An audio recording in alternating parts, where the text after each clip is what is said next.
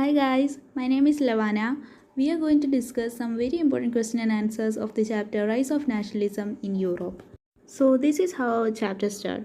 From here you don't get 4 mark or 5 mark question, but you should know about this picture and the artist. This print is called Democratic and Social Republic.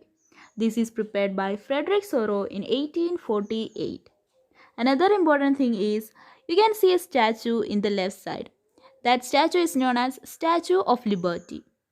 The Statue of Liberty bears the torch of enlightenment in one hand and the character of rights of man in the other. So this is the second page. So this page is not that important, so I am not giving question from here. Now we come to the first part of this chapter, the French Revolution and the idea of nation. This page is really important. You will get a very important question from here. So the question will be like, discuss the step taken by the French revolutionaries to create a sense of collective identity. Please learn this question and answer. This is really important. So if you read them, you can see a lot of changes had come there. So you have to study every changes, the idea of le patrie, the les citoyens and everything like flag, estate general. You have to study all. This is an important question, so don't skip it. Please pause the video and read them. It's very easy if you understand it. So please don't skip these questions I give. So we can go to the next page. So in this page there you can accept a question. The question will be like, what was the Civil Code of 1804 also known as? The Civil Code of 1804, don't forget the date, 1804, was usually known as Napoleonic Code. It did away with all the privileges based on birth. It is established equality before law. It secured the right to property. All the features are also important. Please don't forget them. Please study them. Now we can go to the next page. So from this page, the thing I can say is please don't skip pictures, guys. There is a high chance to get question from pictures, so please read it at least one time. The picture in the first page was the most important one, like the print, the Frederick Sorrow's print, that is the most important one. So now we can go to the next page. Now we come to the second part of this chapter, the making of nationalism in Europe. This part is also very important. So you just read the first part. I am giving question from the second part, that is the aristocracy and new middle class. So the question is, what is the common features of aristocracy class in Europe? They are the dominant class in Europe. They had a common way of life. They owned estates in countryside and also townhouses. They spoke French.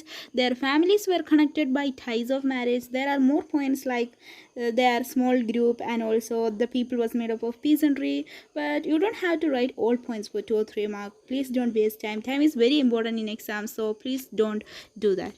Now we come to the next part, that is, what did liberal nationalism stand for? So there is a question, that is, what is meant by liberalism? What did it politically stood for? This question is like one of the most important question of this chapter. Please don't skip this question. Please study this. So question is, what is meant by liberalism? What did it politically stood for? So liberalism is derived from a Latin word liber, which means free. Politically it stood for the freedom of individual, equality of all before the law. So you can write it as 2 points if you need. They wanted a government by consent. It stood for the end of autocracy and clerical privileges.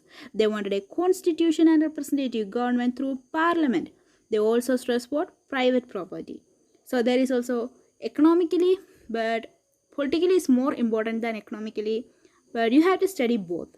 So I will give you also economically. Question will be like, economically what did liberalism stood for?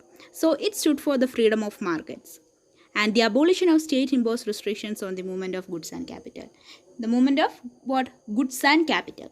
So this is the most important question. What did liberalism stand for? What did it politically and economically stood for? So before going to the next question, you can see a word called Zollverein.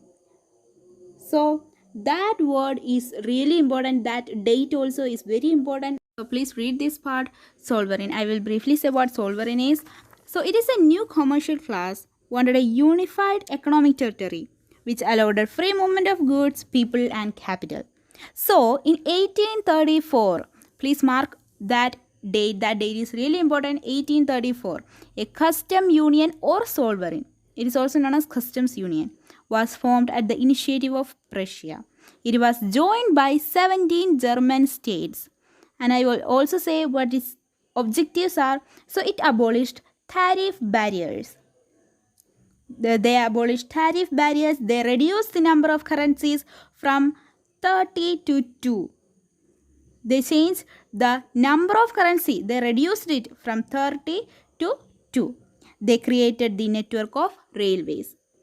So that is what sovereign is. Now we can go to the next part. That is a new conservatism after 1850. So this part, there is a question, what were the beliefs of conservatives? That question is really important. And it can also ask like, discuss the features of conservative regime set up in Europe after the defeat of Napoleon in 1850. So the answer is like, conservatives believed in established traditional institutions of state and society like monarchy, the church, property, and etc. They do not want to return to the society of pre-revolutionary days. They don't want to return to those days. So they realized modernization initiated by Napoleon could be used to make state power more effective and strong, and it could in fact strengthen the traditional institutions like the monarchy. So they believed in modern army and inefficient bureaucracy and dynamic economy. The abolition of feudalism and serfdom could strengthen the autocratic monarchies of Europe. If you try to understand this question, if you read this question and answer for 2-3 times, you will understand it. Try to understand it and write. You don't have to write it like this. If you understand it, you can write it on your own words and it is more easy. You will get mark for sure. Even if you don't know what is conservatives or what or any question, please don't skip the question. Please don't do that. Write anything related to it, like what do you know, please write it and you will get at least 1 mark or half mark. Don't think it's just 1 mark. It's like a gold coin. Like exams are like games, so please don't do that. Write what you know.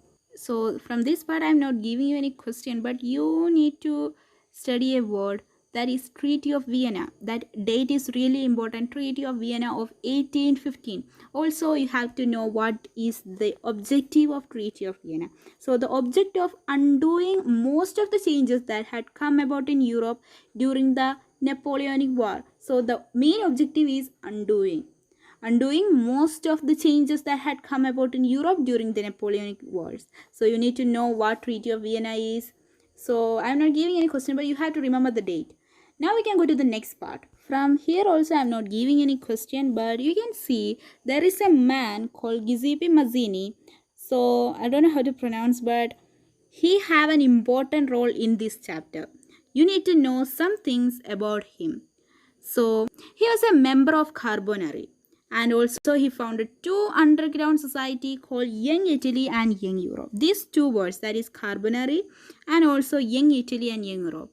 These are important. So please highlight it. So we come to the next part. Yes, we come to the third part of this chapter, that is the Age of Revolutions. This is a little bit lengthy, but this is very important and interesting part of this chapter. If you study it, like if you think yourself living at that time like 1830 to 1840, it is more interesting to study. So just imagine yourself living at that age. It's so much fun. Before going to the next part, that is the romantic imagination and national feelings, you need to know a statement, that is, when France sneezes, the rest of Europe catches cold. You feel like it's not that important, but you need to know who said that. It is said by Austrian Chancellor Duke Metternich. He described France as, when France sneezes, the rest of the Europe catches cold. Okay, now we can go to the next part. So from this part, there is an important question, that is Greek War. And that question is really important. Don't skip it. You will get this question for 100%. So the question is, discuss the Greek War of Independence. They will ask about Greek for at least in one set.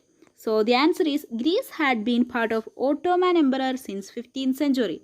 The growth of revolutionary nationalism in Europe led to the struggle for independence among the Greeks, which began in 1821. That date is really important. That date, please mark that date. Please remember it too. The nationalists in Greece got support from other Greeks living in exile, also from many West Europeans who had sympathies for ancient Greek culture.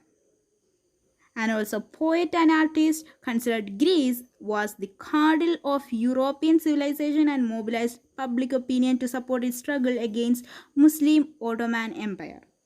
The English poet Lord Byron organized funds and later went to fight in the war, where he died in fever in 1824. You can skip that, how he died and all, but you need to write the about him, like the English poet, that point. And next is the Treaty of Constantinople of 1832 as an independent nation. That point is the most important point of this question, so please don't forget that. You will get question like at least date. They will ask about it. They will ask about Greek for at least in one exam, even at least in the model exam for sure. So please study it. Please don't skip this question from this chapter. Now we come to the next part, that is romanticism. You will be like, how did romanticism seek to develop a particular form of nation sentiments during the 18th century? You can just write these points. The culture played an important role in creating the idea of nation. Art and poetry, stories and music, etc. helped in express and shape nationalist feeling. And about romanticism, you can write like a culture movement which helped in promoting nationalism. So romanticism is a cultural movement. So romanticism is a cultural movement focused on emotional and mystical feelings instead of reason and science to develop the nationalist sentiments. If you understand it, it's very easy. So we can go to the next question. That is, give 3 examples to show the influence of culture in the growth of nationalism in Europe. So from this part, that is the romantic imagination and national feelings, the question you get will be like, give 3 examples to show the influence of culture on the growth of nationalism in Europe. If they ask you 3 examples, you have to write 3. So you have to write about John Gottfried Herder. He was a German philosopher, and according to him, German culture was to be discovered among the common people. Das Volk. Don't forget that word. It was through folk songs, folk poetry and folk dances. And the second example you need to know is Karol Krupinski. So in Poland, Karol Krupinski, this man celebrated the national struggle through his operas and music, turning folk dances like Polonaise and Mazurka, etc. into nationalist symbols. So we come to the language part. You can also get question from this part like language too played an important role in developing nationalist sentiments, justify. Or promoting a vernacular language helped in nation building, justify. This type of question you can get, so you don't need to write about them, you just have to write about language. So a language too played an important role in developing nationalist sentiments. The Polish language was forced out of school and Russian language is imposed everywhere. The use of Polish, you can't use of Polish. The use of Polish came to be seen as the symbol of struggle. So you should not use Polish. The Russian language was imposed everywhere. So you have to write all this point like many members of clergy in Poland began to use language as a weapon of national resistance. And also a large number of priests and bishops were put in jail or sent to Siberia for using Polish language. Now we can go to the next part without wasting time, that is this page. From this page, I already give question from this page, so we can go to the next page, that is hunger, hardship and popular revolt. So the question you will get is, what were the circumstances that led to France becoming a republic? So in the year 1848, please remember that date, 1848, there were food shortages and widespread unemployment in France. Sorry, that's not and, it's in. This brought the population of France out on of the reeds. And barricades were erected and Louis Philippe was forced to flee. The National Assembly had proclaimed France as a republic. So please remember that. Don't skip that point. The National Assembly had proclaimed France as a republic. It guaranteed, what did it did? It guaranteed suffrage to all adult males above 21 years, and also guaranteed what? It also guaranteed the right to work for adult males. And these were the circumstances that led to France becoming a republic. Now we can go to the next part, that is the revolution of the liberals. From here, the question you can get is, discuss the process of unification of Germany under the leadership of Otto von Bismarck. I like to study it like a story. If you like to study it by splitting, you can just go on. So we can go to the question. So the question will be like, discuss the process of unification of Germany under the leadership of Otto von Bismarck. So we can study it completely. So German unification. A large number of political associations whose members were middle-class professionals, businessmen and prosperous artisans came together in the city of Frankfurt and decided to vote for All German National Assembly. They decided to vote for whom? All German National Assembly. On 18 May 1848, 831 elected representatives marched in a festive procession to take their places in the Frankfurt Parliament Convent, the Church of St. Paul. They drafted a constitution for a German nation to be headed by monarchy subject to the parliament. When the deputies offered the crown on these terms to Frederick William IV, King of Prussia, he rejected it and joined other monarchy to oppose elected assembly. While the opposition of the aristocracy and military became stronger, the social basis of parliament eroded. In the end, troops were called in and the assembly was forced to disband. If the question will be like, describe the features of Frankfurt Parliament, you have to write till here. And if the question will be like German unification or related to German unification, you can write it as a story like this. You don't have to write all the points like this. Just understand it and write it by yourself. So next point is Prussia took on the leadership of the movement for national unification. Who took? Prussia. Chief Minister Otto von Bismarck was the architect of the process. He carried out with the help of Prussian army and bureaucracy. There were over 7 years with Austria, Denmark and France. Just remember that countries Austria, Denmark and also France. You can also get question like 1 mark question from there. So don't forget that country's name. Ended in Prussian victory and completed the process of unification.